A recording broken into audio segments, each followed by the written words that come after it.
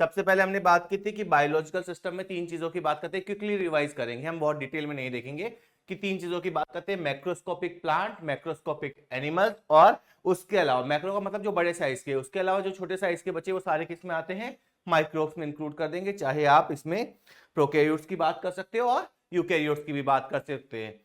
तो माइक्रोब्स को हम कैसे डिफाइन करते हैं कि जो छोटे टाइनी ऑर्गेनिजम्स हैं जिनको आप नेकेड आई से नहीं देख सकते, उनको हम माइक्रोब्स की कैटेगरी में रखते हैं।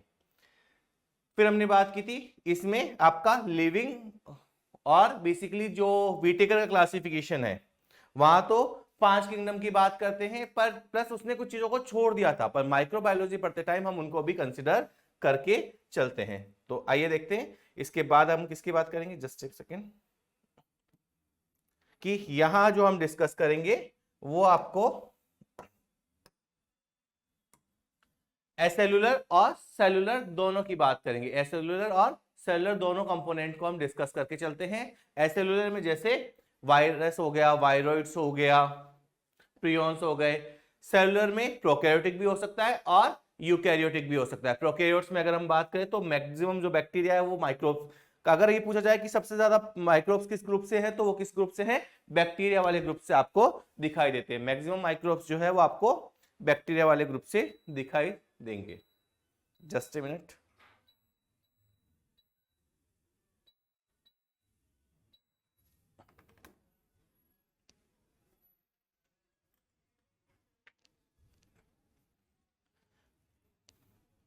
फिर हमने देखा था कि माइक्रोब्स जो होते हैं उनका हैबिटाट क्या होता है। तो माइक्रोब्स आपको हर जगह देखने को मिलते हैं, चाहे वो सॉइल हो, एयर हो, वाटर हो, या फिर कोई भी ऐसी कंडीशन जहां पे अदर लाइफ फॉर्म्स के लिए रह पाना पॉसिबल नहीं है, माइक्रो ऑर्गेनिज्म आपको वहां पे भी दिखाई देते हैं। कुछ कंडीशन जैसे हाई टेम्परेचर वाली बात की थी, हाईली एसिडिक कंडीशंस को हमने डिस्कस किया था।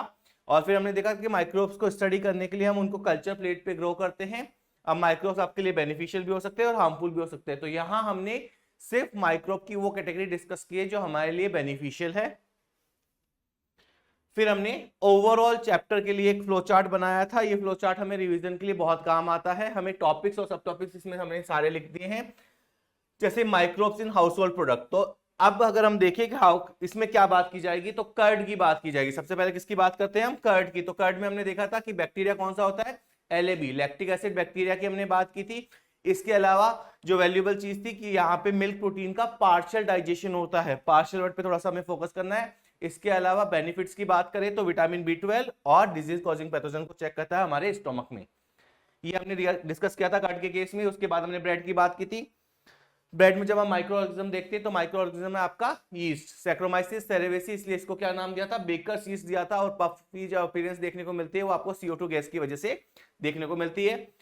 इडली डोसा की अगर बात करें तो फर्मेंटेशन बाय बैक्टीरिया। यहाँ पे हम फर्मेंटेशन किसके थ्रू बात करेंगे, बैक्टीरिया के थ्रू बात करेंगे। पफी अपीयरेंस के लिए सेम CO2 की बात करेंगे। टोडी, टोडी एक ट्रेडिशनल साउथ इंडियन ड्रिंक है जो कि पाम सैप के फर्मेंटेशन से बनती है। माइक्रो ऑर्गेनिज्म यहाँ मेंशन नहीं किया गया है, बैक्टीरिया भी हो सकता है, यीस्ट भी हो सकता है। इसके अलावा लास्ट जो चीज की बात करेंगे तो हमने देखा था कि टेक्सचर, फ्लेवर और टेस्ट अलग अलग होता है डिपेंडिंग ऑन कि कौन सा माइक्रो ऑर्गेनिज्म वहां पे यूज किया गया है। दो तरह की चीज को हमने डिटेल में पढ़ा था, स्विस चीज और रॉकफोर्टी चीज। स्विस चीज में हम बैक्टीरिया की बात करते हैं, जबकि रॉकफोर्टी चीज में हम फंजाई की बात करते हैं, जिसकी वजह से एक पर्टिकुलर फ्लेवर आता है। फंजाई है पेनिसिलियम रॉकफोर्टी, जबकि यहाँ पे प्रोपियोनिबैक्टीरियम शर्मानी की बात करेंगे।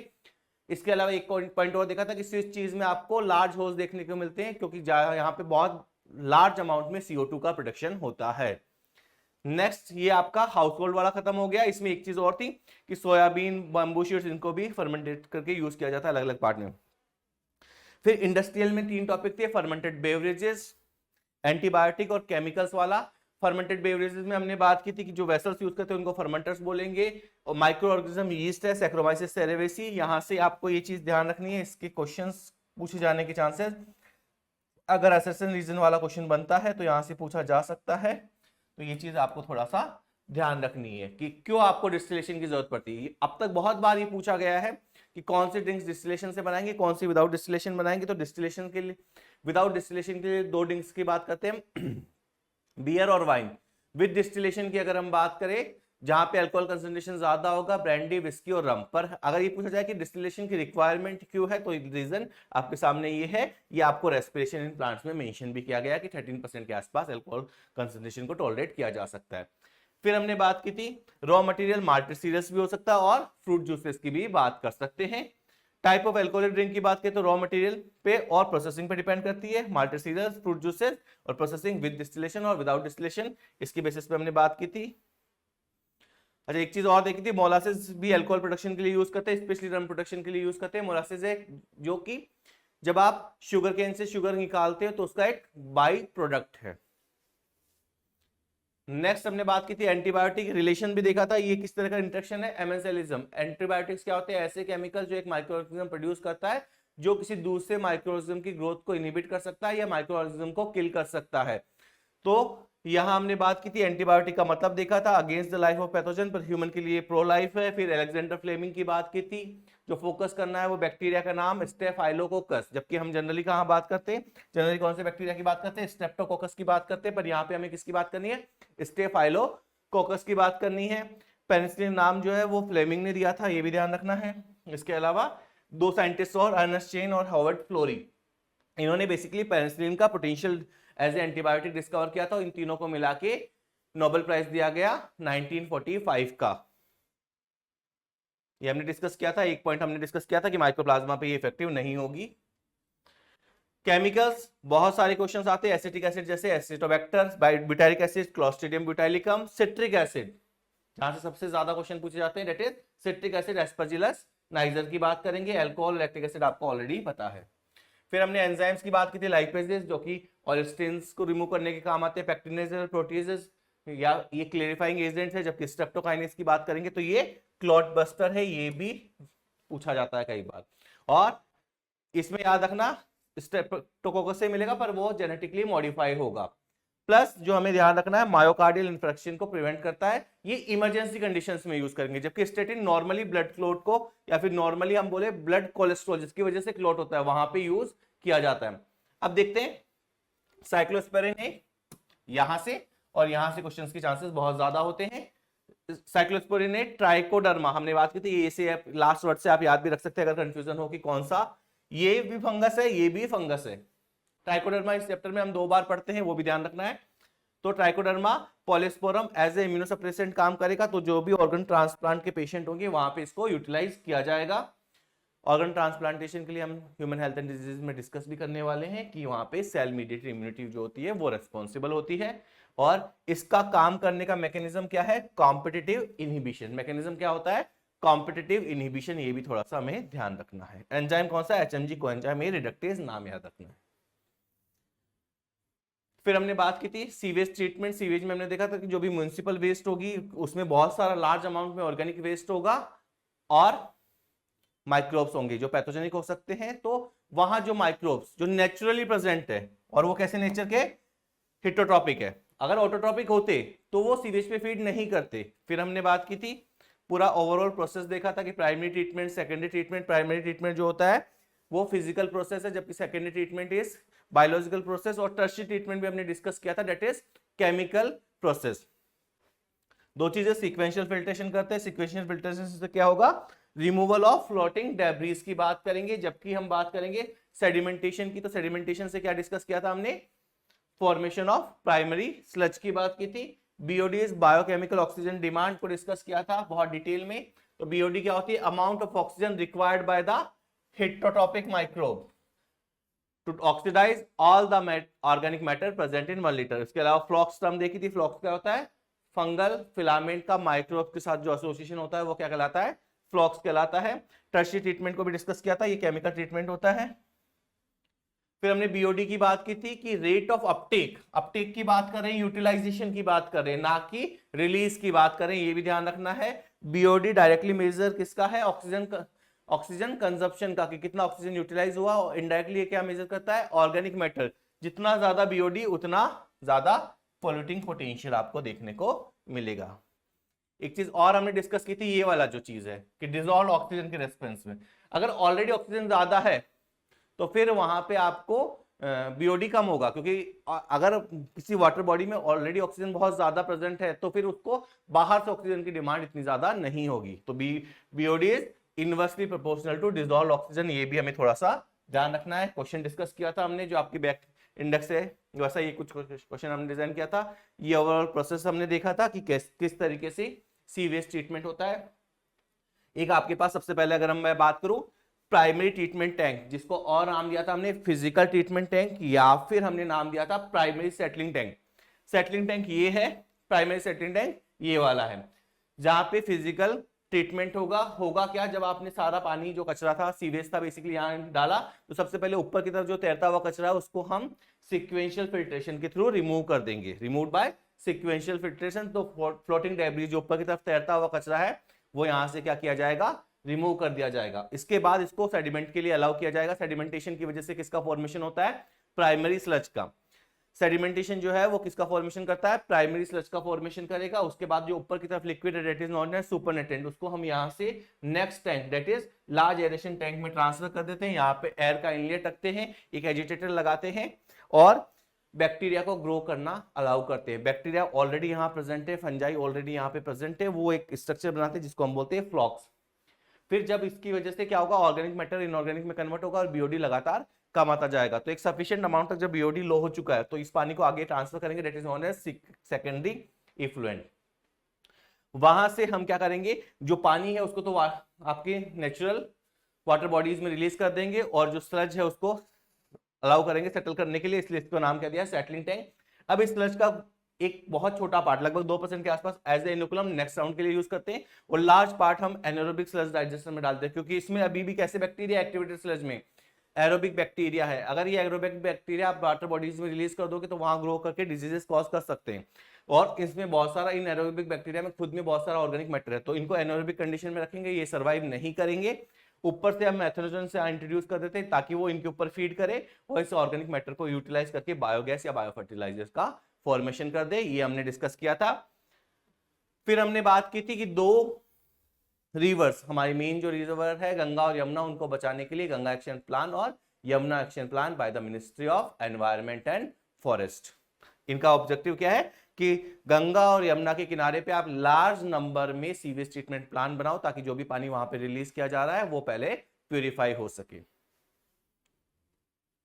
फिर हमने बात की थी माइक्रोब्स इन बायोगैस प्रोडक्शन में। बायोगैस में हमने सबसे पहले देखा था कि बायोगैस में होता क्या क्या है।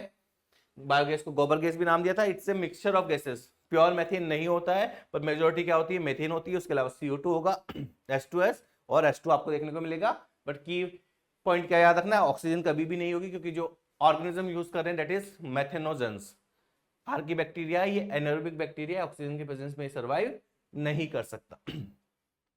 तो मेथेनोबैक्टीरियम भी हो सकता है और मेथेनोकोकस भी हो सकता है। कहां का प्रेजेंट होता है, मार्शी एरिया में प्रेजेंट होगा।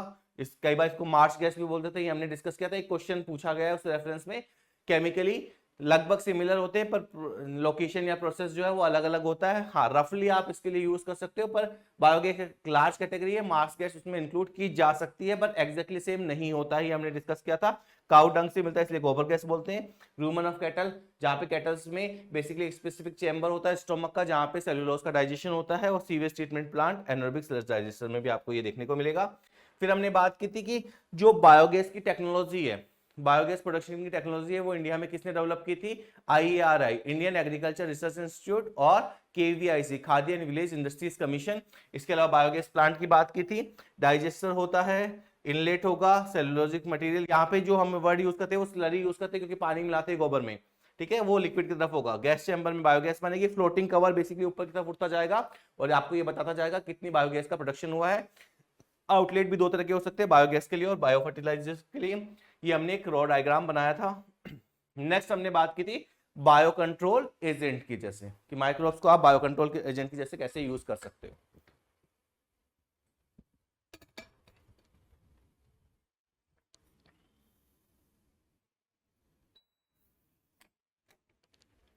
तो हमने ये डिस्कस किया था कि जो हम केमिकल्स यूज कर रहे हैं वो हमारी एनिमल्स के लिए, प्लांट्स के लिए, एनवायरनमेंट के लिए अच्छे नहीं है, तो उनसे बचने के लिए हम क्या करेंगे, बायो कंट्रोल की तरफ जाएंगे।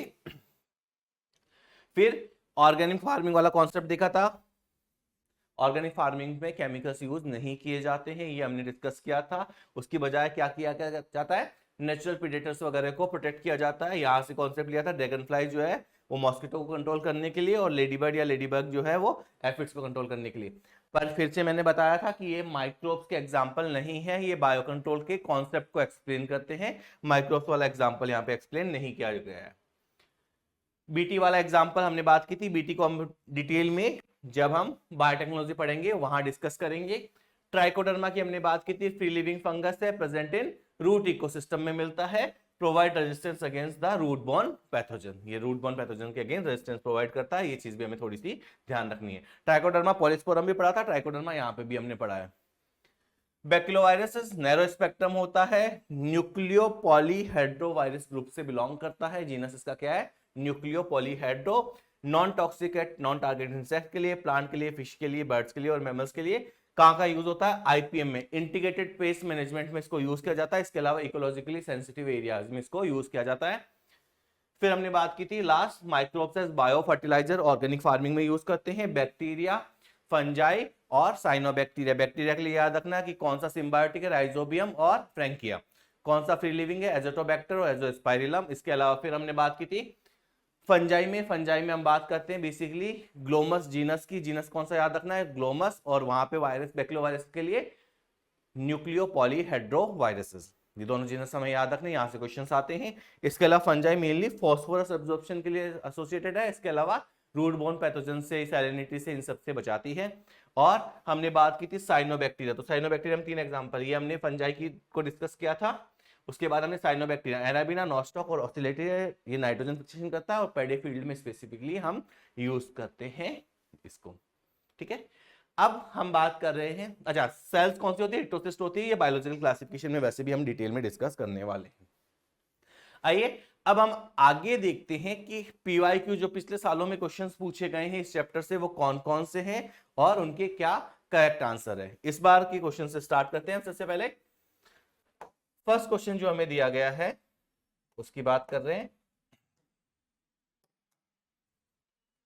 विच ऑफ द फॉलोइंग माइक्रोब्स, देखिए आपको हमेशा मार्क करना है, चाहे आप प्रैक्टिस कर रहे हैं चाहे आप बाद में देख रहे हैं। पैसिव रीडिंग क्वेश्चंस में नहीं करनी है। बच्चों का एक जनरली अप्रोच रहता है कि बायोलॉजी थोड़ी सी जल्दी कर ली जाए ताकि उस टाइम को आगे हम यूटिलाइज कर सके। सही है, हमें करना भी पड़ता है क्योंकि हमें फिजिक्स केमिस्ट्री में काफी टाइम लगता है, बट उस केस में हम सिली मिस्टेक को अफोर्ड नहीं कर सकते। 2 से 3 सिली मिस्टेक का मतलब होता है आप कंपटीशन से बहुत पीछे रह गए हैं। ठीक है, तो हमें क्या करना है, हमेशा एक्टिव रीडिंग करनी है। जब भी बायोलॉजी करें पैसिव रीडिंग नहीं करनी। और एक्टिव रीडिंग करने का सबसे अच्छा तरीका होता है आप पेपर में ही मार्किंग कर दे कि क्या पूछ रहा है। नहीं तो क्या होता है कि कई बार हम 2-2 बार पढ़ते हैं कि क्वेश्चन को, या फिर हम प्रॉपर मार्क नहीं किया। तो यहां हम बात करेंगे विच of the following microbes is not involve in the preparation of house hold product, कि हाउस होल्ड प्रोडक्ट में नहीं आ रहा। एस्परजिलस नाइगर जो है हमें पता है, ये क्लासरूम में भी हमने ये क्वेश्चन डिस्कस किया था।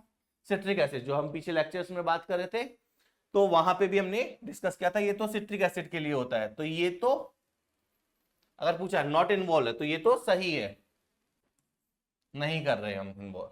लैक्टोबैसिलस तो कर्ड के लिए आता है और ये तो हाउस होल्ड में इन्वॉल्व है, तो ऑप्शन ये नहीं होना चाहिए। तो हमारे ऑप्शंस के अकॉर्डिंग ये सही है, ये गलत है। ट्राइकोडर्मा पॉलीस्पोरम ये तो इम्यूनोसप्रेसिव एजेंट है। ये क्या है, इम्यूनोसप्रेसिव है। इम्यूनोसप्रेसिव है तो ये भी हम यूज नहीं करेंगे। ओके, हमें नहीं वाला सेलेक्ट करना है। देखो सैक्रोमाइसिस सेरेवेसी, अब ये ब्रेड में भी है और अल्कोहल में भी है, इथेनॉल लिख दूं, दोनों के लिए है। पर ब्रेड तो हम हाउस होल्ड में यूज करते हैं और इथेनॉल नहीं करते हैं। प्रोपियोनिबैक्टीरियम शर्मानी ये चीज के लिए, तो ये तो हाउस होल्ड में यूज किया जाता है। ऑप्शंस के अकॉर्डिंग देखें तो कौन कौन से प्योरली यूज नहीं किए जा रहे, तो आंसर सेकंड होगा, थर्ड नहीं है। सी एंड डी ओनली कैसे होगा, सी तो बेसिकली नॉट इन्वॉल्व पूछा है ना, ये थोड़ा सा ध्यान रखना है। इसी साल का क्वेश्चन है, सिंपल क्वेश्चन था। नेक्स्ट क्वेश्चन देखते हैं जो भी 2025 में ही पूछा गया है। स्ट्रेप्टोकाइनेज अभी हमने बात की थी, ये क्या करता है, क्लॉट बस्टर की जैसे काम करता है। स्ट्रेप्टोकाइनेज का फंक्शन क्या है, act as a clot buster, तो removing clot from blood vessels. Fourth option is correct. Next question पूछा गया है, which of the following organism can not fix nitrogen, इनमें से कौन सा, अब देखिए, कैन नॉट फिक्स नाइट्रोजन। अब आपको पता है एजिटोबैक्टर करता है, एनाबिना करता है, नॉस्टॉक करता है, ये दोनों साइनोबैक्टीरिया है, ये बैक्टीरिया है जो फ्री लिविंग करता है। ऑसिटोलिटेरिया ये भी साइनोबैक्टीरिया है। नेक्स्ट इज वॉल्वॉक्स, वॉल्वॉक्स जो है वो नाइट्रोजन फिक्सेशन नहीं कर सकता। आंसर होगा D only. Which of the following is an example of non distilled, कि डिस्टिलेशन आपने नहीं किया है। Alcoholic beverage produce by yeast, whisky में होता है, ब्रांडी में होता है, रम में होता है, तो किसमें नहीं होता, बियर में नहीं होता। तो आप देखोगे 4 क्वेश्चंस पूछे गए हैं इस साल। अगर हम बात करें, ये आपका हाउस होल्ड वाले से, ये आपका इंडस्ट्रीज वाले से, ये आपका नाइट्रोजन फिक्सेशन से, और ये आपका अगेन इंडस्ट्रीज वाले से। तो इस साल 4 क्वेश्चंस पूछे गए हैं इस छोटे से टॉपिक से। फिर हम नेक्स्ट देखते हैं। इसके अलावा पिछले कुछ सालों में आप देखोगे तो मोस्ट ऑफ क्वेश्चन 2020 से 24 तक आपको मैथ्स द कॉलम वाले, क्योंकि वो पेपर्स कंपैरेटिवली इजी थे, वहां मैथ्स द कॉलम वाले क्वेश्चंस का नंबर ज्यादा था, तो वहां से पूछे गए। अब देखो, फर्स्ट है क्लोस्ट्रीडियम ब्यूटाइलिकम। क्लोस्ट्रीडियम ब्यूटाइलिकम हमारे ब्यूटारिक एसिड के लिए काम करता है, तो ए के लिए 3, 2 ऑप्शन है हमारे पास। अब देखो, इस तरह के क्वेश्चंस में जब आप एग्जाम में कर रहे हो तो थोड़ा सा हमें टाइम सेव करना है। अब ये मैंने देख लिया कि एलिमिनेशन से ये 2 ऑप्शन तो नहीं हो रहे, क्योंकि ए के लिए मैं श्योर हूं, बट ये कब करना है, जब हम एक ऑप्शन के लिए श्योर है। ए के लिए 3 ब्यूटारिक एसिड,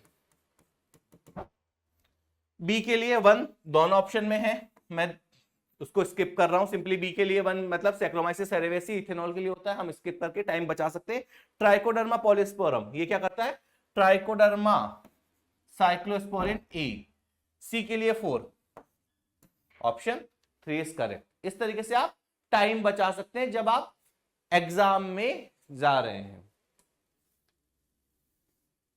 ये एक अच्छा क्वेश्चन पूछा गया है, ये मणिपुर में पूछा गया है। एक चीज और हम कर रहे हैं बच्चे, जब हम पीवाईक्यू करेंगे चैप्टर के बाद, तो मोस्ट ऑफ टाइम क्या होता है, बच्चों के पास जो मेन पेपर है वो तो मोस्ट ऑफ टाइम अवेलेबल होता है, बट कई बार जैसे आप देखते हो कि हर बार कुछ ना कुछ सेंटर्स पे ऐसा होता है, क्योंकि इतना बड़ा एग्जाम है, पॉसिबल है कि कई बार कुछ सेंटर्स पे कुछ दिक्कत हो जाती है, उसकी वजह से पेपर्स, या फिर कुछ स्टेट्स में कुछ पेपर का इश्यू रहता है, तो अलग अलग सेंटर्स पे कई बार एग्जाम वापस करवाया गया। जैसे मणिपुर में करवाया गया था, एक बार उड़ीसा में करवाया गया, कर्नाटका में हुआ है, इसके अलावा राजस्थान के गंगानगर में हुआ था पेपर, या फिर कुछ लोगों का पिछले साल जो फुल मार्क्स या बोनस मार्क्स था उनका वापस पेपर हुआ। तो हम कोशिश करेंगे कि उन पेपर्स को भी, क्योंकि वो इतना इजीली बच्चों के लिए अवेलेबल नहीं होता, या फिर बच्चा उस पर ध्यान नहीं देता, हम उन पेपर्स को भी यहाँ पे डिस्कस करने वाले हैं, उनकी क्वेश्चंस को भी कंसिडर करके चलेंगे। तो आइए देखते हैं, सेलेक्ट द, पूछा क्या है क्वेश्चन में, correct statement regarding dissolve oxygen and biochemical oxygen demand. तो हमें पता है, मैंने आपको नोट्स में जब हम पढ़ रहे थे तब हमने इस टॉपिक को बहुत डिटेल में डिस्कस किया था, और हमने बात की थी कि BOD is inversely proportional to dissolve oxygen, कि अगर डिसॉल्व ऑक्सीजन ज्यादा है तो डिमांड कम हो जाएगी, अगर डिसॉल्व ऑक्सीजन कम है तो डिमांड ज्यादा होगी। BOD is inversely related to dissolve oxygen, ये बात सही है। लो डिसॉल्व ऑक्सीजन, कि अगर कहीं पे डिसॉल्व ऑक्सीजन कम है, और high BOD lead to loss of aquatic life, ये बात भी सही है, क्योंकि अगर ऑक्सीजन कम है तो वहां जो ऑर्गेनिज्म है उनको सर्वाइवल के लिए ऑक्सीजन कम मिल रही है, और वहां पे उनकी डेथ होना स्टार्ट हो जाती है। कई बार आपने देखा होगा कि एल्गल ब्लूम के केस में भी ये चीज होता है कि ऊपर की तरफ से अगर एल्गी ग्रो कर गई है तो सारी ऑक्सीजन वही यूटिलाइज कर रही है, तो नीचे की तरफ और जो फिशेस वगैरह उनकी डेथ होना स्टार्ट कर जाती है, क्योंकि नीचे डिसॉल्व ऑक्सीजन कम है। तो ये स्टेटमेंट भी सही है। High BOD lead to the high dissolve oxygen. अब ऊपर वाला स्टेटमेंट क्या है, इनवर्सली प्रोपोर्शनल है, तो ये तो स्टेटमेंट गलत हो गया कि डायरेक्टली रिलेटेड नहीं है। अगर बीओडी ज्यादा है इसका मतलब डिसॉल्व ऑक्सीजन कम है, हाई नहीं होगी। Next, both BOD and dissolve oxygen are indicator of health of a water body. हाँ, दोनों को आप लिया जा सकता है क्योंकि दोनों इनवर्सली प्रोपोर्शनल है। बीओडी ज्यादा है तो दिक्कत है, डिजॉल्व ऑक्सीजन कम है तो दिक्कत है। Both BOD and dissolve oxygen are affected by amount of organic matter in the water body, ये भी सही है। तो वैसे भी हमने देखा, जैसे सी ऑप्शन हमने कैंसिल किया था, सी इसमें भी है, सी इसमें भी है, सी इसमें भी है। ये अच्छा क्वेश्चन है, आंसर क्या होगा? सेकंड। नेक्स्ट क्वेश्चन की बात करते हैं। For the commercial and industrial production of citric acid. अब सिट्रिक एसिड के लिए हमने बात की है, सिट्रिक एसिड के लिए किसको डिस्कस करेंगे? एस्परजिलस नाइगर, जो कि क्या है? एक फंजाई है, फंगस है। ये भी थोड़ा सा ध्यान रखना। तो सिट्रिक एसिड के लिए अगर हम डिस्कस करें तो सिट्रिक एसिड के लिए किसकी बात करेंगे? एस्परजिलस नाइगर की बात करें। नेक्स्ट हम देखते हैं, ये एक अच्छा क्वेश्चन है जो कई, ये भी आई गेस किसी इसी तरह के एग्जाम्स में पूछा गया है, जो अलग से पेपर्स होते हैं, आई एम नॉट श्योर। हाँ बट हाँ, पीवाईक्यू है। अगर हम देखिए, which of the following, year मुझे आइडिया नहीं है, which of the following columns and select the correct option. Okay, अब देखो यहां क्या बात की गई है? Dragon flies. तो हमने देखा था कि dragon fly as a bio control agent use किया जाता है एफिड्स के लिए, पर ऑप्शन क्या दिया गया? सेकंड ऑप्शन देखिए, get rid of aphids and mosquito. तो ए के लिए सेकंड, पहला ऑप्शन मैं एलिमिनेट कर देता हूं, बेसिलस थुरिंजेंसिस। अब बेसिलस थुरिंजेंसिस के लिए अगर मैं देखूं तो पहला ऑप्शन भी सही है, बायो कंट्रोल एजेंट है, स्पेसिफाई तो नहीं किया है। तो बी के लिए 1 भी हो सकता है, पॉसिबिलिटी है।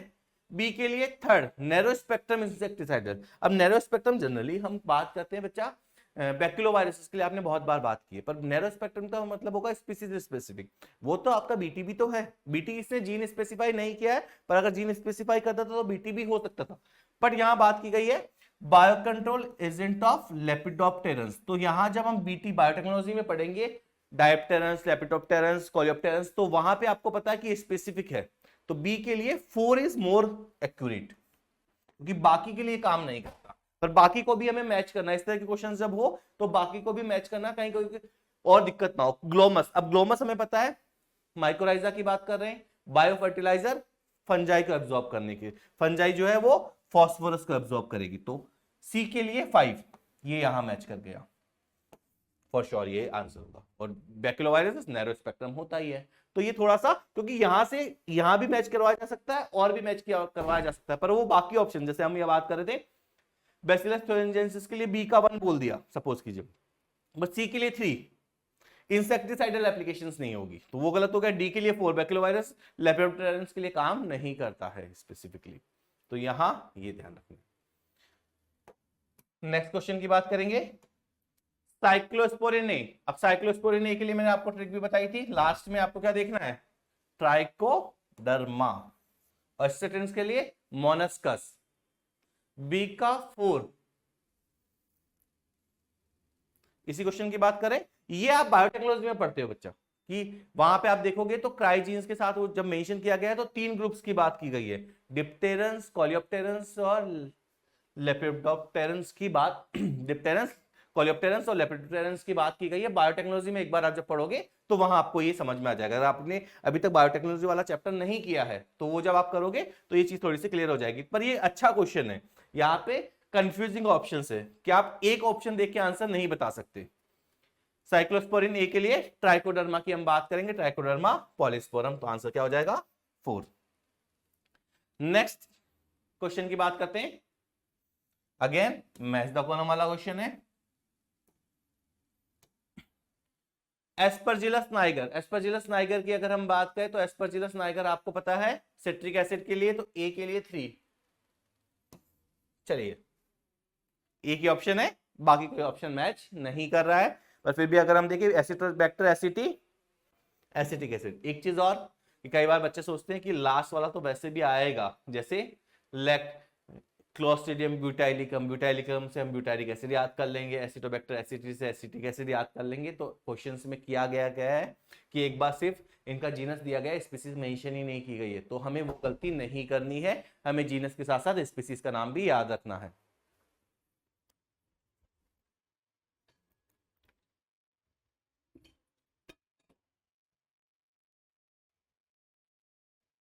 चलिए नेक्स्ट क्वेश्चन देखते हैं। Identify the micro organism which is responsible for the production of immunosuppressive molecule cyclosporin. तो अभी हमने बात की थी, 2 बार क्वेश्चन आ गया है, ट्राइकोडर्मा पॉलीस्पेरोलम। तो ये बहुत बार रिपीट में क्वेश्चन पूछा गया है, ये अलग अलग ईयर्स में पूछे गए हैं। आप देखोगे तो लैंग्वेज थोड़ी सी मॉडिफाई करते हैं, पर इंफॉर्मेशन वही है, वही आपसे बार बार पूछी जाएगी। नेक्स्ट क्वेश्चन की अगर हम बात करें, conversion of milk to curd improve its nutritional value by increasing the amount of कौन सा विटामिन? Vitamin B12। किस विटामिन की बात करेंगे? विटामिन B12 की। नेक्स्ट हम बात करेंगे, again maths the column question. आप देखोगे मैंने पहले ही बोला था आपको कि 20 से 24 तक बहुत सारे ऐसे क्वेश्चन है। Clostridium butylicum is butyric acid, A के लिए 2। और इनमें सबसे इजी चीज क्या की गई थी? ऑप्शन ए से ही आंसर हो रहा था, पर अब वैसा नहीं हो रहा। अब इस बार का जो पेपर डिजाइन था उसमें आपका टाइम लगाने की कोशिश की गई कि आप ज्यादा से ज्यादा टाइम बायोलॉजी में दें। तो आंसर क्या होगा? सेकंड। चलिए नेक्स्ट क्वेश्चन देखते हैं। Which of the following is a commercial blood cholesterol lowering agent? बच्चा देखो, मैंने आपको पहले भी डिस्कस किया था कि जब भी आपका स्टेटिन और आपका जो आपका कोलेस्ट्रॉल लोअरिंग एजेंट और क्लोट बस्टर वाला क्वेश्चन है, तो एक बार थोड़ा सा सोच के क्वेश्चन करना है, क्योंकि कई बार क्या होता है हम रिफ्लेक्सेस या पैसिवली थिंकिंग में इन दोनों का आंसर इंटरचेंज कर देते हैं। सेम चीज हम गड़बड़ करते हैं, इम्यूनोसप्रेसिव एजेंट और ब्लड कोलेस्ट्रॉल लोअरिंग एजेंट। तो जो लास्ट के 3 है कि आपका स्ट्रेप्टोकाइनेज, ट्राइकोडर्मा पॉलीस्पोरम से जो आपका इम्यूनोसप्रेसेंट मिल रहा है, और इसके अलावा ब्लड कोलेस्ट्रॉल लोअरिंग एजेंट या स्टेटिन्स की बात करें, उनको थोड़ा सा ध्यान देना है। तो यहां पे क्या पूछा है? Commercial blood cholesterol lowering agent, तो वो कौन सा होगा? स्टेटिन की बात की जा रही है। जबकि स्ट्रेप्टोकाइनेज क्या होगा? क्लोट बस्टर होगा। नेक्स्ट हम बात करें, match the following organism with the products they produce. Lactobacillus, lactobacillus के लिए कर्ड की बात करेंगे तो 3 ऑप्शन में है, कोई फायदा नहीं। और सैक्रोमाइसिस सेरेवेसी ब्रेड की बात करेंगे तो फिर भी अभी भी 2 ऑप्शन अवेलेबल है। Aspergillus niger that is citric acid, C के लिए 3rd option, C is correct. तो जहां तक हमारा आंसर नहीं आता है, जो वहां तक हमें जाना पड़ेगा। कई बार वो फर्स्ट ऑप्शन में आ जाता है, कई बार आपको लास्ट ऑप्शन तक जाना पड़ता है। तो उसी से हम डिसाइड करते हैं कि बेसिकली ऑब्जेक्टिव क्या है, एग्जामिनर ने पेपर किस हिसाब से सेट किया है। आपका ज्यादा टाइम लगाने का इंटेंट है या फिर आपका पेपर इजी बनाने का इंटेंट है। Which of the following is correctly match? अब देखो यहां पे क्या पूछा है? Correctly match. करेक्टली मैच का मतलब होता है कि अब आपका टाइम लगेगा, आपको सारे चेक करने पड़ेंगे। इनकरेक्ट होता तो एक में ही पता चल जाता है। मेथेनोबैक्टीरियम, लैक्टिक एसिड गलत हो गया। मेथेनोबैक्टीरियम किसके लिए होता है? बायोगैस के लिए। यहां पे करेक्ट वर्ड क्या आना चाहिए था? बायोगैस की बात करनी थी। ऐसे पेनिसिलियम नोटेटम एसिटिक एसिड नहीं होता, क्या होता है? एंटीबायोटिक या पेनिसिलिन, या फिर मैं और वर्ड क्या यूज कर सकता हूं? एंटीबायोटिक। सैक्रोमाइसिस सेरेवेसी, ये ब्रेड में भी काम आता है और अल्कोहल में भी काम आता है, तो ये करेक्टली मैच है। लास्ट वाला एसिटोबैक्टर एसिटी, ये किसके लिए? ये गलत है, आंसर सही होना चाहिए था एसिटिक एसिड। नेक्स्ट हम क्वेश्चन देखते हैं। अगेन आपको मैच द कॉलम वाला ऑप्शन है, सिट्रिक एसिड। और आप देखोगे सिट्रिक एसिड बहुत बार पूछा गया। सिट्रिक एसिड ए के लिए 3 ऑप्शन में है, एलिमिनेशन से नहीं जा सकते। साइक्लोस्पोरिनेट ट्राइकोडर्मा बी के लिए 1, अगेन एक ऑप्शन एलिमिनेट कर दिया हमने। स्टेटिन, स्टेटिन के लिए मोनास्कस परपुरियस, सी के लिए 4, A3B1C4, ये ऑप्शन भी एलिमिनेट हो गया। तो आंसर क्या होगा? सेकंड। नेक्स्ट देखते हैं, which of the following is wrongly match in the, अच्छा हमें क्या ढूंढना है? रॉन्ग कौन सा है, मतलब सारे ऑप्शंस फिर से पढ़ने पड़ेंगे। स्ट्रेप्टोकोकस, स्ट्रेप्टोकाइनेज मिलता है, removal of clot from blood vessel, बात तो सही है। क्लोस्ट्रीडियम ब्यूटाइलिकम, लाइपेजेस, ये सोर्स गलत हो गया। यहां से क्या मिलता है? ब्यूटारिक एसिड मिलता है, वो कैंडिडा से मिलता है। बेसिकली एनसीईआरटी मेंशन नहीं कर रही है उसको, बट ये आंसर गलत हो गया। नेक्स्ट फिर से आपको मैच द कॉलम वाला क्वेश्चन दिया गया है। Match the following list of microbes and their importance. Saccharomyces cerevisiae, तो क्या कर सकते हैं, या तो आप ब्रेड बनाओ या अल्कोहल बनाओ। तो कमर्शियल प्रोडक्शन ऑफ इथेनॉल, ए के लिए 3, ए के लिए 3, 2 ऑप्शन है हमारे पास, बी से ही आंसर हो जाएगा क्योंकि बी वाला ऑप्शन अलग अलग आ रहा है। Monascus purpureus, production of blood cholesterol lowering agent, A3B4, option C is correct. तो मैंने आपको बोला था कि रिसेंट ईयर में जो क्वेश्चंस का नंबर है वो बेसिकली आपका जो माइक्रोब्स इन इंडस्ट्रियल प्रोडक्ट है वहां से बहुत हाई रहा है, और ये आप देख चुके हो। The good producer of citric acid, citric acid कहां से मिलता है, एस्परजिलस नाइगर से, तो आंसर होगा सी।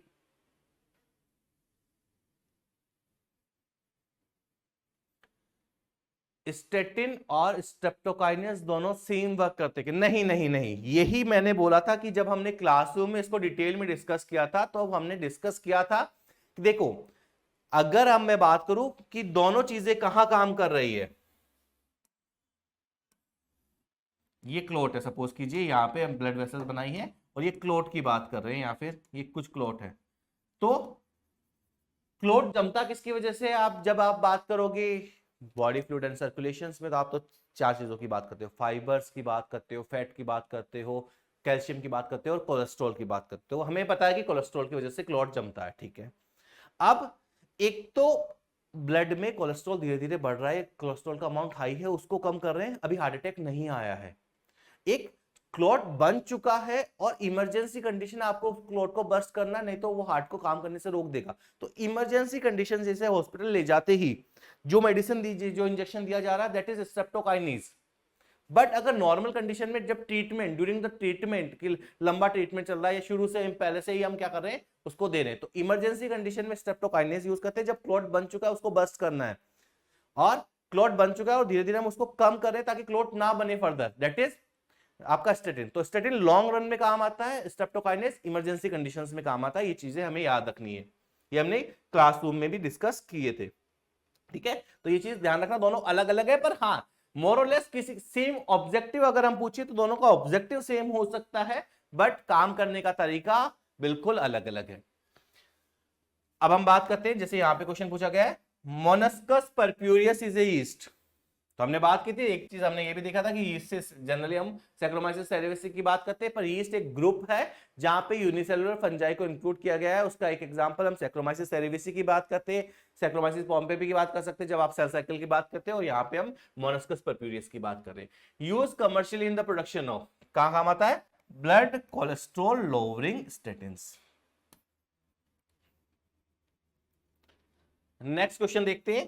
अब देखिए जो आपका क्वेश्चन था सेम क्वेश्चन, पीछे क्या पूछा गया बच्चा कि ब्लड कोलेस्ट्रॉल को लोअर कर रहे हैं, जबकि यहां पे क्वेश्चन पूछा गया, देखिए ये 2012 में पूछा भी गया और अच्छा क्वेश्चन है। यहां पे कई बार बच्चे गड़बड़ कर भी देते हैं।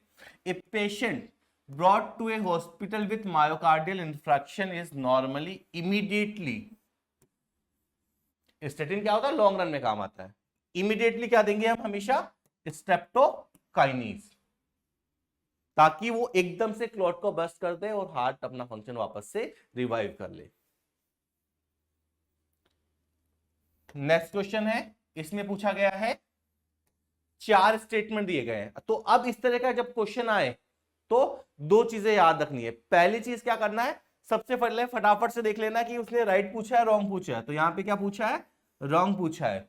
पहले आप पढ़ो, फिर मार्किंग करो, फिर नीचे आओ, फिर वापस से स्टार्ट करो, इट वेस्ट ऑफ टाइम। हमें वहां पे टाइम सेव करना है। तो अब यहां पूछा गया कि कितने स्टेटमेंट रॉन्ग है, एक बार देखिए और मुझे मार्क करके बताइए।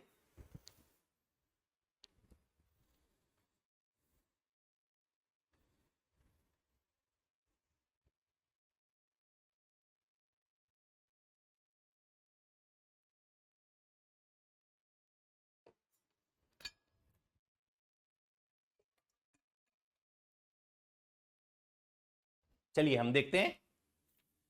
अब इस चैप्टर में क्या किया गया है, एक से ज्यादा चैप्टर की इंफॉर्मेशन है। कुछ इंफॉर्मेशन, कुछ पॉइंट्स आपको यहां से, कुछ ह्यूमन हेल्थ एंड डिजीजेस से हैं जो हम अपकमिंग क्लासेस में कवर करने वाले हैं।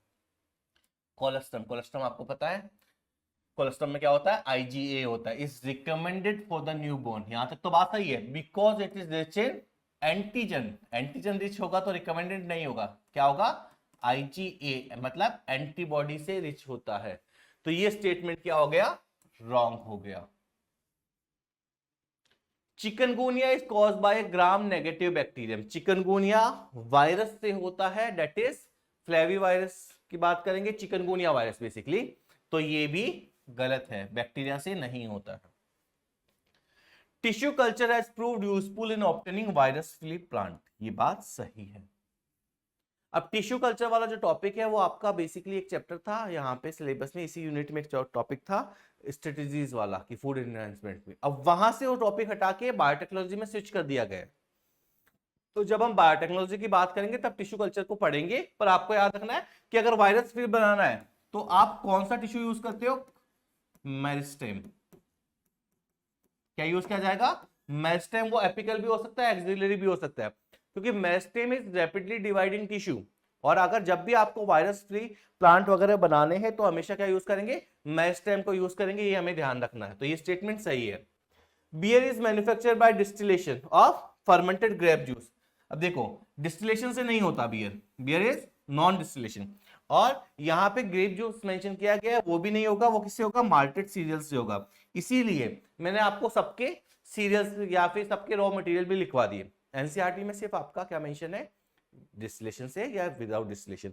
पर 2012 में बेसिकली मेंस में एक क्वेश्चन पूछा गया था जहां पे बियर के लिए उन्होंने बात कर ली थी कि रॉ मटेरियल क्या है। तो इस एस्पेक्ट में मैंने आपको पांचों के लिए, बियर, वाइन, ब्रांडी, विस्की और रम, पांचों के लिए क्या किया है, रॉ मटेरियल भी नोट डाउन करवा दिया है। ठीक है, तो ये स्टेटमेंट भी गलत हो गया। तो हमारे पास कितने स्टेटमेंट गलत है, यहाँ पे 3 स्टेटमेंट की बात करेंगे जो क्या है, रॉन्ग है। यहाँ पे ये भी गलत है, ये भी गलत है। चलिए, फिर हमने बात की है the most common substrate use in distilleries for the production of ethanol. कौन सा यूज करते हैं, मोलासिस। अब ये एनसीईआरटी में, अभी के एनसीईआरटी में नहीं है, पर मोलासिस को हमने डिस्कस किया था जब हम रम प्रोडक्शन की बात कर रहे थे। मोलासिस क्या होता है कि जब आप शुगर केन से शुगर निकाल रहे हो तो एक बाई प्रोडक्ट बनता है लिक्विड बेसिकली। तो आपको जैगरी या गुड़ मिलता है जो कि अलग होता है, एक बहुत डार्किश कलर का, जिसमें बेसिकली शुगर का अमाउंट ज्यादा होता है, तो उसके ऊपर यीस्ट फीड करता है और आपको इथेनॉल बना के देता है। तो यहाँ पे मोलासिस की बात करेंगे। Next question is ethanol is commercially produced through a particular species of. Ethanol किससे मिलता है, सैक्रोमाइसिस सेरेविसी से। इथेनॉल किससे मिलेगा, सैक्रोमाइसिस सेरेविसी से आपको मिलेगा। नेक्स्ट हम बात करेंगे विच of the following is put into anaerobic sludge digester. इनमें से कौन सा एनारोबिक स्लज डाइजेस्टर में डाला जाता है फॉर द सीवेज ट्रीटमेंट। तो एनारोबिक स्लज डाइजेस्टर की अगर हम बात करेंगे तो इनमें से कौन सा डाला जाएगा, लास्ट वाले चैम्बर में। तो वो यूज किया जाता है एक्टिवेटेड स्लज। क्यों, क्योंकि इसके एक्टिवेटेड स्लज में भी बैक्टीरिया है, बहुत सारा ऑर्गेनिक मैटर है, तो इसको हम बायोगैस प्रोडक्शन के लिए यूज करेंगे। एनारोबिक स्लज डाइजेस्टर में एनारोबिक कंडीशन रखेंगे तो ये एरोबिक बैक्टीरिया जो है वो मर जाएगा और मैथोजन के ऊपर फीड करेगा और आपको बायोगैस बना के देगा। नेक्स्ट क्वेश्चन देखते हैं, which of the following in sewage treatment remove suspended solid. Suspended solid मतलब प्राइमरी ट्रीटमेंट की बात कर रहा है। Next, what gases are produced in anaerobic sludge digester. Anaerobic sludge digester का मतलब बेसिकली वहां पे बायोगैस होती है, और बायोगैस में क्या क्या होता है, मीथेन एंड CO2 ओनली नहीं होता, H2 और H2S भी होता है, तो ओनली नहीं आना चाहिए था। Methane, hydrogen sulphide and CO2, ये सही है। Methane, hydrogen sulphide and O2, O2 वाला तो ऑप्शन हो ही नहीं सकता। और लास्ट ऑप्शन है hydrogen sulphide and CO2। Main gas तो मीथेन है। देखो, अगर ये स्टेटमेंट वैसे देखे तो ये भी सही है, बट इनमें से मोर एक्यूरेट क्या है, मीथेन, क्योंकि मेजर गैस क्या होती है, मीथेन होती है। प्रीडोमिनेंटली मीथेन की बात करेंगे। चलिए क्वेश्चन और देखते हैं, मेंस 12 का। The domestic sewage in large cities. अब आपको करेक्ट स्टेटमेंट चूज करना है। जैसे first statement has a high BOD। BOD तो हाई होती है। As it contain aerobic and anaerobic bacteria. Bacteria तो होते हैं बट वो एरोबिक होते हैं, एनारोबिक भी पॉसिबल है, बट ध्यान क्या रखना है यहां पे कि हाई बीओडी ऑर्गेनिक मैटर की वजह से होता है, ना कि बैक्टीरिया की वजह से। तो ये स्टेटमेंट एक्सप्लेन नहीं कर रहा है, गलत है, एज इट लिखा है ना इसने। और ऑप्शन देखिए, is the process by aerobic and then anaerobic bacteria in the secondary treatment is sewage treatment plant, ये सही है। When treated in STP does not really require the aeration step as the sewage contain adequate oxygen. aeration step तो चाहिए ही चाहिए, must step है, otherwise वो इतना large scale पे ग्रो नहीं होगा। और has very high amount of suspended solid, suspended solid नहीं होता, डिसॉल्व ऑर्गेनिक मैटर का अमाउंट हाई होता है, तो ये स्टेटमेंट भी गलत है। अब देखो कई बार इसका आंसर कुछ पुराने क्वेश्चंस में आपको दो दो आंसर या अलग अलग बुक में अलग अलग मिल सकता है, कुछ जगह आपका आंसर ए भी मिल सकता है, पर ये सही नहीं है। More correct is B. क्यों? क्योंकि is processed by aerobic and then anaerobic bacteria as the secondary treatment in sewage treatment plant। पहले एरोबिक का मतलब पहले लार्ज एरेशन टैंक में होगा, एरोबिक कहां होगा? लार्ज एरेशन टैंक में। और एनारोबिक की अगर हम बात करें तो एनारोबिक कहां होगा? आपको कहां देखने को मिलेगा? एनारोबिक स्लज डाइजेस्टर में। एनारोबिक कहां देखने को मिलेगा? एनारोबिक स्लज डाइजेस्टर में आपको देखने को मिलेगा। एरेशन स्टेप जो लार्ज एरेशन टैंक में हमने पढ़ा था कि जहां पे आप ऑक्सीजन दे रहे हो ताकि जो बैक्टीरिया है वो ग्रो करके फ्लॉक्स का फॉर्मेशन करे, उस स्टेप को हम बोलते हैं एरेशन स्टेप, या उस टैंक को ऑक्सीडेशन पॉन्ड भी बोला जाता है। ठीक है, तो फर्स्ट वाला क्यों नहीं है? क्योंकि हाई बीओडी के पीछे का लॉजिक क्या है? हाई बीओडी के पीछे का लॉजिक ये है कि वहां पे ऑर्गेनिक मैटर ज्यादा होता है, बैक्टीरिया उसको डाइजेस्ट करता है, बैक्टीरिया से उसका लेना देना नहीं है, तो ये ऑप्शन गलत है। ठीक है, next, secondary sewage treatment is mainly, secondary sewage treatment जो होता है वो कैसा प्रोसेस है? एक बायोलॉजिकल प्रोसेस है। Secondary sewage treatment is a biological process. The gut of cow and buffalo process, क्या होता है इसके अंदर? मैथनोजेंस, जो कि सेलुलोज के डाइजेशन के लिए, बेसिकली सेलुलोज का डाइजेशन होगा, वहां पे फीड करेंगे, और हमारे पास सेलुलोज का डाइजेशन नहीं होता, ये पता है ना? ओके। द गोबर गैस, द मैक्सिमम अमाउंट, कौन सी गैस होती है? मीथेन। अब देखिए, होती तो उसमें कार्बन डाइऑक्साइड भी है और बहुत सारी गैसेस और हो सकती है depending on raw material, but उसने पूछा है मैक्सिमम अमाउंट, तो मैक्सिमम अमाउंट किसका देखने को मिलेगा आपको? मीथेन का देखने को मिलेगा। नेक्स्ट सिंपल सा क्वेश्चन है, organism called methanogen are most abundant in, कहां मिलेंगे? कैटल यार्ड में।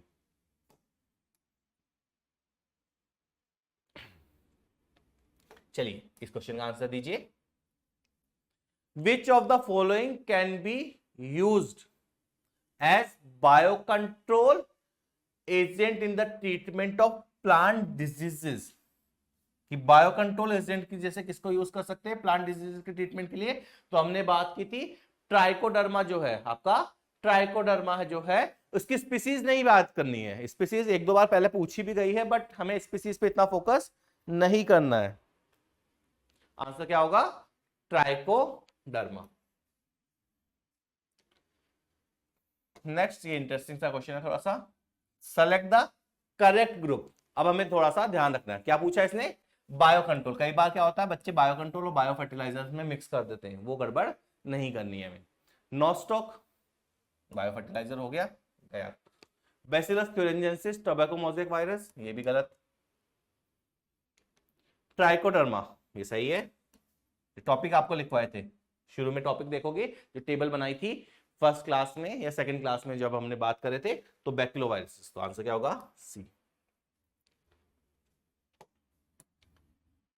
Next, a biocontrol agent to be a part of an integrated pest management, IPM should be। IPM के लिए हम किसकी बात करते हैं?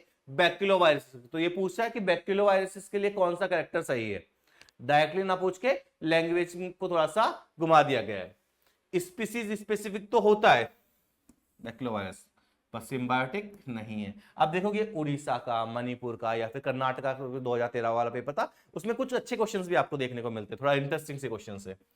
Free living and broad spectrum नहीं होता, नैरो स्पेक्ट्रम एंड सिम्बायोटिक नहीं होगा, तो क्या होगा? ऑप्शन 4 सही होगा। species specific and inactive on non-target organisms. Next question की बात करेंगे, जैसे अभी हम कर्नाटका की बात कर रहे थे। क्वेश्चन हो सकता है आपको लग रहा है कि अभी के सिलेबस के अकॉर्डिंग आउट ऑफ सिलेबस हो सकते हैं वहां पे। Microbe use for biocontrol of paste butterfly caterpillars is, कौन सा होता है? बेसिलस थ्यूरेंजेंसिस, बीटी की बात करेंगे। इसको हम बायोटेक्नोलॉजी में डिटेल में डिस्कस करने वाले हैं।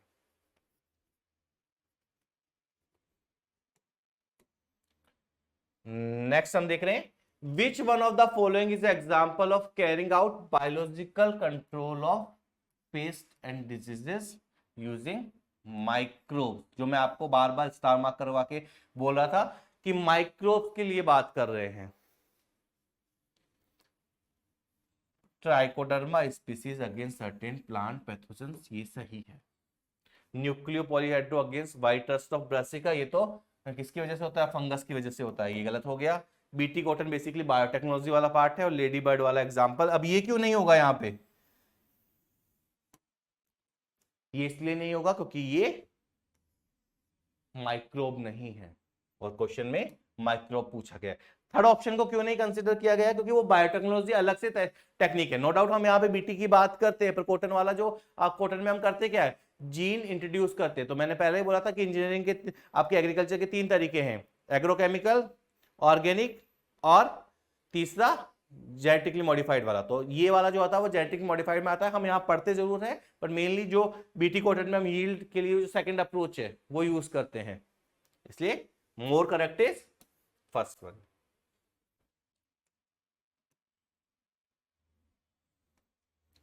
एक common biocontrol agent for control of plant diseases, plant diseases को कंट्रोल करने के लिए कॉमन बायो कंट्रोल एजेंट कौन सा यूज किया गया है? अब देखिए, इसने स्पेसिफिकली बोल दिया है प्लांट डिजीजेस की बात कर रहे हैं, तो डिजीजेस के लिए ट्राइकोडर्मा यूज करते हैं। मोर सबसे ज्यादा सही क्या होगा? हाँ, बेसिकली वो जीएमओ वाला कैटेगरी है, वो यहाँ पे इंक्लूड नहीं करना है, पीछे क्वेश्चन में हम देख रहे थे। नेक्स्ट क्वेश्चन है, सेलेक्ट द मिसमैच, कि कौन सा गलत मैच है। अब देखिए, अब पीछे क्वेश्चंस पूछे गए हैं, बट अभी नाइट्रोजन फिक्सेशन सिलेबस में नहीं है, पर फिर भी थोड़ा सा आइडिया होगा। रोडोस्पाइरिलम, अब स्पाइरिलम तो बैक्टीरिया की बात करते हैं ना, बैक्टीरिया के 4 कैटेगरीज की बात करते हैं on the basis of shape. कोकस हो गया, विब्रियो हो गया, बेसिली हो गया, और स्पाइरिलम या स्पाइरिला वाला जो बात करते हैं, तो ये तो बैक्टीरिया होगा। माइक्रोफाइजा में तो फंजाई होती है, तो यही मिसमैच है। बाकी को अगर हम देखें, एनाबिनाइज नाइट्रोजन फिक्सेशन है, साइनोबैक्टीरिया है, राइजोबियम अल्फा अल्फा, और फ्रैंकिया एल्नस। फ्रैंकिया एल्नस वाला एग्जांपल मैंने आपको लिखवाया था, और ये बेसिकली लेग्यूम में ही आता है। जो हम गायों के लिए चारा यूज करते हैं वो है ये, हिंदी में शायद आईकेएस के लिए रिज का वर्ड यूज करते हैं जो, तो ये भी सही है। नेक्स्ट हम बात करें, in nitrogen fixing microbe associated with, तो आपने सुना होगा अजोला फन का एनाबीना के साथ, अजोला एनाबीना। अगर ये याद नहीं है तो थोड़ा सा इसका आइडिया रख लेना। बाकी जो एक्स्ट्रा थे 1-2 मैंने आपको लिखवा दिए हैं, और कुछ और जरूरत पड़ेगी तो हम बायोलॉजिकल क्लासिफिकेशन में उसको कवर कर लेंगे। नेक्स्ट क्वेश्चन हम देखते हैं, which one of the following microbes form symbiotic association with the plant and help them in their nutrition। Symbiotic की बात करेंगे तो एजोटोबैक्टर तो हमने फ्री लिविंग में पढ़ा है, और सिम्बायोटिक एसोसिएशन मतलब माइकोराइजा की बात कर रहा है। और माइकोराइजा किस ग्रुप से होता है? जीनस क्या होता है? ग्लोमस। आंसर क्या होगा? ग्लोमस जीनस की हमने बात की थी। 2 जीनस याद रखने बैक्टीरियोवायरस के लिए, न्यूक्लियो पॉलीहेड्रो, और यहाँ पे ग्लोमस की बात करेंगे। नेक्स्ट हम बात करें, which one of the following is, which one of the following help in absorption of phosphorus? Phosphorus again mycorrhiza, that is answer is glomus। तो ग्लोमस से काफी क्वेश्चंस पूछे गए हैं। नेक्स्ट देखते हैं, which one of the following is not a biofertilizer? Biofertilizer में हमने बात की थी बैक्टीरिया की, बैक्टीरिया में एग्जांपल जैसे राइजोबियम दे रखा है, इसके अलावा माइकोराइजा की बात की थी, और नोस्टॉक की। एग्रोबैक्टीरियम, एग्रोबैक्टीरियम हम कहां पढ़ते हैं? अगेन बायोटेक्नोलॉजी में। ये जेनेटिक इंजीनियरिंग में काम आता है, नेचुरल जेनेटिक इंजीनियर हम इसको प्लांट के लिए कंसिडर करते हैं। तो आंसर क्या होगा? एग्रोबैक्टीरियम। ये हमारा लास्ट क्वेश्चन है। हमने जो क्वेश्चन कवर किए हैं वो 2025 से लेके 2011 तक के क्वेश्चंस मैंने कवर किए हैं, इंक्लूडिंग अदर पेपर्स जो मणिपुर का हो गया, कर्नाटक हो गया, उड़ीसा हो गया या गंगानगर में जो हुआ था। पर आपको याद रखना इससे पीछे की क्वेश्चंस आपको जनरली नहीं करने होते हैं। आप ज्यादा चाहें तो 2008 तक फिर भी जा सकते हैं, क्योंकि पीछे का सिलेबस बहुत अलग था।